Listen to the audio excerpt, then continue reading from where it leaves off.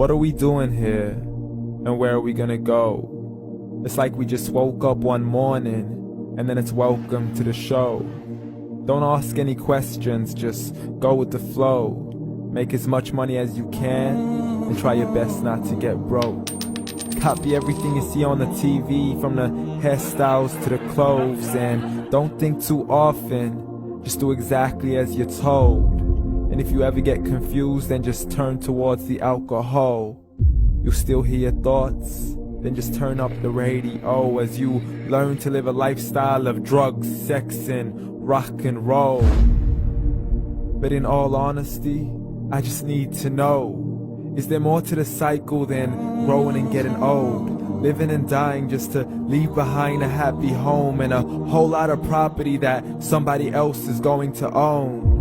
I just really need to know before the casket's closed, 'cause I'm not willing to gamble with my soul, nor am I ready to take any chances. These are just simple life questions, and I'm just searching for some answers. Like, what are we doing here? And what is our purpose? How did we get here, and who made us so perfect? And what happens once we go, or is this world all really worth it? Questions we don't answer because apparently we don't really have to. There's no purpose to this life and our existence is merely natural. Then in that case, please let me ask you, did you create yourself, or was it somebody else who had fashioned you? 'Cause you're a being that's impeccable, faultless and unparalleled. You're a product of supreme intelligence, and I'm merely being rational. For there isn't a camera on this earth that can come close to the human eye, nor a computer that can compete alongside the human mind. And if the whole world was to come together, we wouldn't be able to create a single fly. So many signs, yet we still deny. As science tries to justify that all this could come from none, when it's a simple sum. 0 plus 0 plus 0 cannot possibly ever give you 1. So from where did all this order come?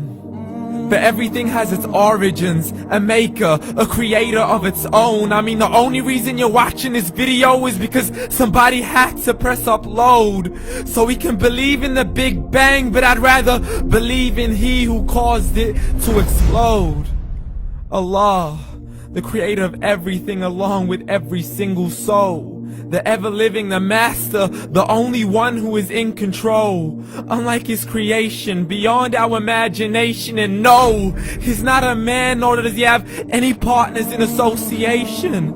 He's on his own. And no, he did not ever leave us alone.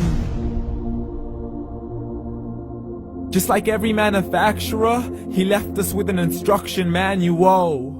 The Quran and Islam, and I'm sorry to jump to conclusions, but it's the only one possible.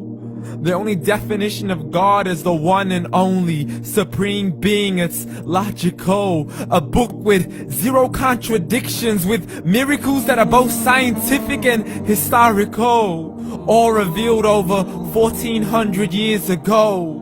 Like the detailed description of the human embryo. The descriptions of the human embryo in the Quran cannot be based on scientific knowledge in the 7th century. To the mountains as pegs holding firm the earth below, and the 2 seas that don't mix in a complete separate flow. To the planets in orbit, alternating night and day as they stay in flow. The expansion of the universe and the creation of everything from H2O.